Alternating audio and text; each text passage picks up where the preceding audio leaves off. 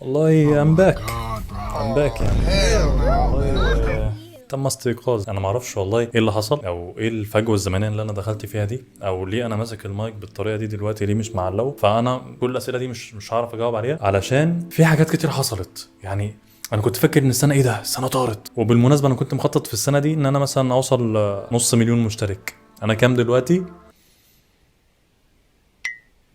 الفكره بقى ان ليه ده حصل. ليه مثلا ريمو بربري اتطلق؟ في كميه احداث حصلت في السنه دي مش طبيعيه. بغض النظر عن ده كله، يعني ممكن يكون باين نوعا ما شويه، مش شويه، هو باين قوي ما بين حتى الفرق في الشكل. تو ستيبس اهي، باين ان دي مش الاوضه اللي انا كنت بصور فيها. انا بصراحه حابب ان انا امسك المايك ده كده، حاسس ان هو مديني اريحيه. ده السكريبت، وتقريبا ده الكلام اللي انا مش بمشي عليه. انا بفتح الكاميرا دلوقتي وبقول الكلام اللي انا عايز اقوله، والكلام ده كده زي ما تقول مثلا انا بدردش مع اللابتوب. انا هنا كده بدردش مع اللابتوب. الكلام ده انتوا بتسمعوه؟ لا، ما ده انتوا لحد دلوقتي ما سمعتوش منه حاجه، وغالبا مش هتسمعوا منه حاجه. ليه؟ علشان انا ما بعرفش احفظ. دي مشكله، انا ما بعرفش احفظ. ف آه بس الانسان بطبيعته عنده تفكير منطقي، محلل، مبدع، ناقد، واهم من ده كله ان هو حالم. سمعت من كام يوم جملة بتقول إنك لازم تواجه العقبات اللي بتقابلها في حياتك، ولو ما عرفتش تواجهها تأقلم. في دبانة هنا عمالة، يعني بصراحة مش عارف أتأقلم معاها، والموضوع جدا مستفز.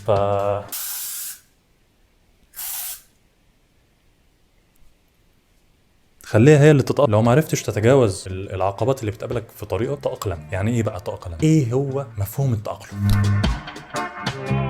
الجمله دي استوقفتني كذا يوم. يعني ايه اتاقلم مع حاجه معطلاني عن حاجه انا حاببها وعايز اعملها؟ ازاي؟ بس لقيت فعلا ان الجمله صح، وان الانسان بطبيعه الحال لما بيكون عايز يمشي في حاجه وفي طريق معين، هيجي له كده عقبه تقف قدامه، ما بتتحركش نهائي، ما بتعملش اي حاجه غير ان هي بتوقفك، لحد ما يجي وقت والعائق او الشيء ده يتشال وما يبقاش ليه وجود. بس انت هتلاقي نفسك ما بقتش عايز تكمل، وبترجع خطواتك واحدة ورا التانية، وخلاص بدأت تتراجع، مع ان الشيء اللي كان معطلك ما بقاش ليه وجود. يعني انا ما كنتش هصدق حاجة زي كده غير لما مريت بيها، ويعني باين ان انا مريت بيها علشان اخر فيديو انا نزلته من 8 شهور. فباين فعلا ايه كمية العقبات. حضرتك وانا لسه دلوقتي بظبط الاضاءة، المفروض في اضاءة زرقاء المفروض تضرب هنا في وشي عشان تحدد المنطقة دي، بحط الفيشة في الكهرباء.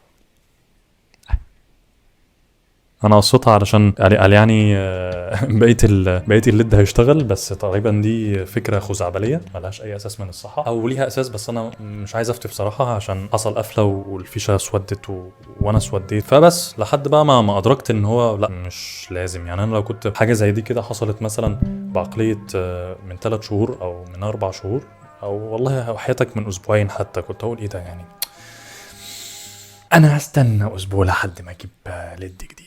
طب ما تكمل. طب ما يعني الفيديو ده عيبه ايه دلوقتي؟ ما في اضاءه اهي، في الدنيا تحفه، عادي يا باشا بالامكانيات اللي عندك وكمل. فاللي هو تاقلم، يعني مش شرط الحاجه اللي موقفاك دي اللي هو خلاص بقى يعني انا مت. اهم واخطر الاسباب اللي ممكن تعطلك عن الحاجه اللي انت عايز تمشي فيها او ايا كانت ايه هي، وهي المماطله.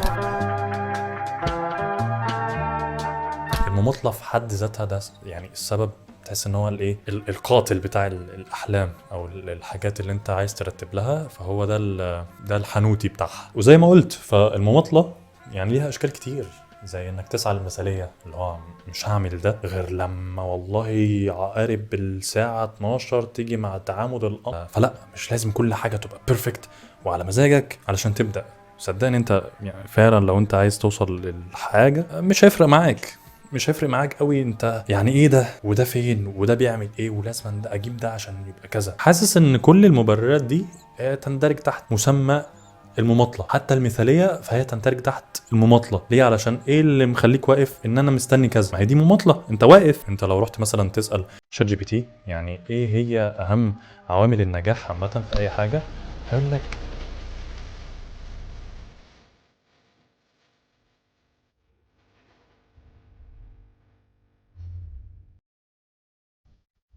الاستمرارية. وحقيقي هنا الاستمرارية أهم كتير كتير جدا من إنك تفضل تبقى مثالي. عشان المثاليه وانك توصل لمرحله كويسه، فده بحد ذاته انت هتلاقي نفسك وتقارن نفسك بناس وصلوا لمرحله انت عمرك ما توصل لها وانت لسه بادئ. فليه تحط نفسك في مقارنه مع حد انت مش هتوصل له الا بعد ما تمر بالمراحل كلها اللي هو مر بيها؟ ما تحطش صوره للمثاليه في دماغك وترسم عليها ان انا لا عايز ابقى في المرحله دي علشان ابدا. ما انت مش هتبدا عشان انت عمرك ما هتبقى مكان الشخص ده، عشان انت ما مرتش باللي هو مر بيه. منظور المثاليه بالنسبه لك ما بيجيش كده من اللي هو ايه لا، انت بتشوف حد وتعرف ان انا لازم ابقى كده عشان ابدا. وبصراحه انا عايز اقعد بس انا حاسس ان القعده هتقتل الجو وانا عمال اتحرك واتنطط، بس هقعد يعني خلاص. والله ابسط مثال دلوقتي اللي حصل ان انا يعني كنت في صراع مع التأقلم حاليا. يعني هبقى اصور لكم المنظر عامل ازاي ورا الكاميرا كده، يعني حاجه شبكه عنكبوتيه. خلاصه القول يعني عادي، خبط اغلط مره اعمل مره عادي. الموضوع مش لازم أن تبقى، بس المهم انك بتقوم وانت مكمل في طريقك مش بتحيد عنه.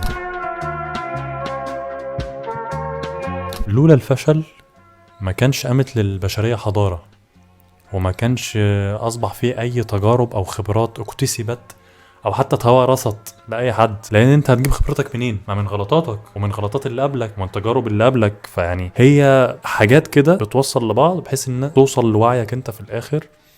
حتى تيجي تشوف أبسط الحاجات وأنت صغير. أنا أقوم جايب مثلا شوكة، ليه قلت شوكة؟ جبت شوكه ورحت يا باشا تاني صباعين ومدخلهم في فيشه الكهرباء. او ليه؟ طب ما انا لسه مفرقع وانا لسه عامل قفله دلوقتي وحكي لك، فاهم؟ دي تجربه وده فشل. هو مش فشل يعني، هو عبط. استفدت خبره ايه؟ ان البتاع ام خرمين اللي في الحيطه ده بيطلع حاجه بتعمل ذبذبات في الجسم، ما تقربش منها تاني. فانا خلاص يعني بقى في وعي عندي ان البتاع ده خطر. او مثلا اتضربت من ابويا وامي وعرفت ان البتاع ده خطر، فشفت اما انت جربت ووصلت لحاجه، اما حد حكالك. مش هتلاقي اي طريق تاني غير كده. فهو الموضوع يا اما هي خبره انت اكتسبتها انت اللي جربت بنفسك، يا اما حد هو اللي وصلك اخدك من ايدك كده والله يا حبيبي، او ضربك على ايدك وقال لك تعملش البتاع ده. فده مثال بسيط وبدائي. ما بالك بقى يعني خدوه على سكيل اكبر وانت كبير وفشلت. لازم تتقبل الفشل، ومش تتقبله بس، يعني لازم تتقبله وتدرسه وتتجاوزه كمان. وانا ليه ببص على الفيشه؟ ما فيش حد ممكن ينجح من اول مره، ولو نجحت يا عم من اول مره فانت لما بتحاول تاني مش ممكن ما تنجحش. يعني ده كلام بتاع بودكاست، وانا لازم انه يكون واحد معايا قدامي دلوقتي عشان نتكلم انا في الحوار ده دلوقتي. بس يا عم انا بتكلم معاك دلوقتي فكره الفشل عامه، علشان بعد كده تدرسها، تعرف ايه اللي خلاني افشل، تعرف ايه اللي وصلني للحاله دي، او ايه العواقب اللي ممكن تحصل نتيجه حاجه زي دي. بعد ما تدرس الفشل تتجاوزه او تتاقلم معاه. لو هو حاجه لسه مستمره معاك تجاوزته، هتعمل ايه؟ هتجرب تاني، تتفادى الحاجات اللي انت درستها. والله انا عملت 1 2 3 في الحاجه الاولانيه، مش هعمل نفس الواحد 2 في الحاجه التانيه علشان هتودي نفس الحاجه، هتودي الفشل. فانت ادرس وافهم انا ليه، وبناء على ذلك انت بيتكون عندك وعي. ممكن تقولوا للناس بعد كده والله انا جربت كذا وطلع الموضوع مش احسن حاجه، فانت جرب بالطريقه دي وهيظبط معاك. فهي الفكره ان انت بتفضل تفشل وتدرس وتتجاوز وتتأقلم لحد ما توصل. حاجة تانية مهمة برضو من الحاجات اللي ممكن توقعك او تعرقلك، حلوة تعرقلك دي، اللي هي ممكن تكون عقبة من العقبات اللي واقفة قدامك، وهي عدم التفرغ. انا شخص مش متفرغ يا سيدي، انا عندي كذا حاجه، انا متشتت ما بين كذا حاجه. وبصراحه يعني اظن دي حاجه مش محتاجه شرح كتير، لان انت كونك شخص اساسا مش متفرغ لحاجه زي كده، انت لسه ما بداتش في الحاجه دي. يعني انت دلوقتي انا عايز ابدا في الطريق ده، طب انت متفرغ؟ يعني انت لسه ما عندكش نيه انك تبدا، او انك مثلا حتى تدي من وقتك للحاجه دي. تحكم على الحاجه دي امتى؟ لما تتفرغ او تدي من وقتك ليها. وقتك اللي هي اثمن عمله عندك تديها المشروع اللي انت عايز تعمله ده. وقتها تقدر تقول ان المشروع ده هل فعلا فشل معايا، هل انا ايه الاسباب اللي ما خلتنيش انجح في حاجه زي كده، وفعلا تبدا تدرس بقى والتغيرات اللي انا لسه قايل لك عليها. فانت ما تطبقش الدراسه اصلا وتطبق كل الحاجات اللي انا قلت لك عليها دي وانت اساسا ما اديتش من وقتك، لان انت فعلا انت عندك حاجه مسقطه يا باشا. انت ما فيش، انت ما بذلتش جهد اساسا انك تعمل حاجه. المفروض دلوقتي انا في السكريبت انقل للفريم ده. هصور لكم الفريم ده برضو في ستاره، عارف انتوا اللي زي بتشتري في ذا بلايند ديت شو، ودول دول 2 بس ده بيكون يعني ايه جرين سكرين بقى، هما بيحطوا شكل ستاره وراهم ومش عارف ايه وكده. بس انا بقى جايب ستاره ودافع فلوس، بس اللمبه اتحرقت وبصراحه منظرها تحفه، فانا مش قادر استحمل بصراحه. ممكن اصورها لكم، لا بس في حاجات، في لعبكه كتير هنا مش عايزكم تشوفوها. ده من ضمن البرفكشنزم اللي هو لازم الحاجه تبقى متظبطه عشان انتوا تشوفوها، بس انتوا مني وعليا يعني، فتمام. ممكن اصور لكم لقطه اهو شايفين؟ تحفه تحفه. نرجع بقى مكاننا. انا اساسا قافله وهو مش عايز يتحرك ليه؟ والله قمه الذكاء ده، انا يعني يخرب بيت العبقريه يا جدع. بس كده تقريبا هو نفس الفريم يعني ما فرقش حاجه. عامه الكاميرا دي تقريبا كانت بتصور فرح ابويا، مش شغاله دلوقتي. انا حاططها كده كديكور عشان ما حدش يفتكر ان انا اختنيت وبقى عندي كاميرا وبتاع ويقول انت ليه مش بتستعمل الكاميرا وعمال تصور بتليفونك. مع حضرتك دي مش كاميرا يعني، فاهم؟ دي فيها شريط اسود كده من ورا وعمال انا كان عاجبني الفريم ده، انا كنت عايز اصور هنا. لحين ما نظبط الدنيا هو ده الفريم بتاعنا يا باشا. وان شاء الله يعني الفيديوهات في كتير فيديوهات جايه، فما تنساش بقى انك تعمل لايك وسبسكرايب. واكيد انت مبسوط انك شايفني. قول لي انك مبسوط انك شايف. دي حاجات بتفرحني يعني. بس التفرغ دي من الحاجات اللي بتخلي الهدف اللي انت بتجري وراه هدف واضح وصريح جدا قدامك. وفي مثل شهير جدا اكيد عدى عليك، وهو ان صاحب بالين كذاب. ممكن تكون من اصدق الامثله اللي ممكن تكون عدت على التراث المصري علشان فعلا انك لما تكون شخص مشتت وما عندكش هدف واحد تركز فيه كهدف اساسي، لان ساعات كتير من الاوقات الحياه بتحتم عليك انك تركز في كذا حاجه، وللاسف انت ما بتعرفش توفق ولا حاجه. فانت تمسك مثلا حاجه واحده رئيسيه وممكن معاها حاجات فرعيه اللي هو ممكن تعملها مثلا ساعه في اليوم، لكن الهدف الحقيقي اللي انا بسعى وراه هو هدف واضح واساسي وانا متفرغ له يعتبر 100%. من الحاجات المهمه جدا اللي انت ممكن تعملها عشان تستمر كرقم واحد، علشان تعرف انت فعلا ماشي فين. واظن انت بدات تجمع الفتره اللي فاتت دي كلها اختفيت اختفاء مش طبيعي، علشان فعلا انا كنت مركز على حاجه واحده بس. وكنت فكره ان انا ابدا اصور فيديو دي كنت حاسس ان هي تشتيت ليا كبير، لان الموضوع بياخد وقت ومجهود وتظبيط حاجات كتير جدا. الحمد لله تمت على خير. في هدف تاني وحاجه واضحه قدامي وصريحه، واللي هي حضراتكم بتشوفوها دلوقتي. فهو الموضوع بقى ايه؟ الحاجات مش هتطير، بس انك تحط في عقليتك انك تركز في كل مره واحده مش هتوصل لاي حاجه منهم. الحياه بتحتم انك تركز في كذا حاجه، بس انت اعرف اختار وافصل انك تركز على حاجه واحده بس، وهي اول الاولويات بالنسبه لك. بعد ما تختار انك تمشي في حاجه معينه او تمشي في حاجه فعلا انت خصصت لها وقت وتفرغت ليها بجزء من وقتك، الجزء الاكبر عشان بس نكون واضحين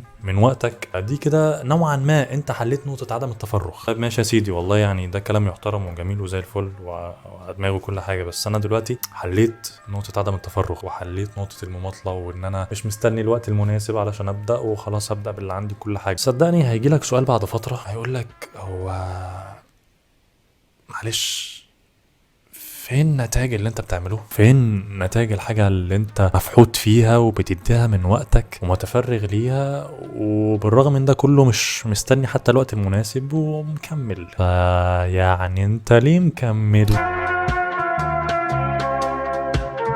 تساؤلات بقى، وودنك دي ترمي لودنك دي والكلام يروح من هنا على هنا وشغل. انا اتجننت بقى، فاهم؟ صدقني الجمله دي عامله زي القشه لا قيمه ولا وزن لها، لان ببساطه الموضوع ما بيتحسبش كده، ولا اي عمليه في الحياه بتتحسب كده. مش شرط الحاجه اللي انت ماشي فيها، اي عمليه. قيس الموضوع ده على اي حاجه. عمرك ما هتعمل حاجه دلوقتي وهتشوف النتائج بتاعتها دلوقتي. في ناس عملت حاجات وعاشت وماتت وهي ما شافتش نتائج الحاجه دي، بس نتائج الحاجه دي ظهرت بعد ما ماتوا. فاي بروسيس في حياتك او اي حاجه انت تمشي فيها في حياتك ما تبصلهاش اللي هو والله انا عملت فين بقى. لا، السؤال ده ما يتسألش. ولو جيت تبص على الحاجات اللي انت بتعملها في حياتك هتلاقيها غالبا بتتقسم لحاجتين: حاجات انت حابب تعملها وحابب تتعلمها وحابب تمشي في الطريق ده وتوصل لحاجه فيه، وحاجات انت مغصوب عليها. وما اكثر الحاجات اللي زي كده يعني. فوقت ما تيجي تختار الحاجه اللي انت تمشي فيها صدقني ادي الاولويه للحاجه اللي انت بتحبها، علشان وقت يعني ما الدنيا تقفل في وشك وما تشوفش منها نتائج ولا حاجه تقول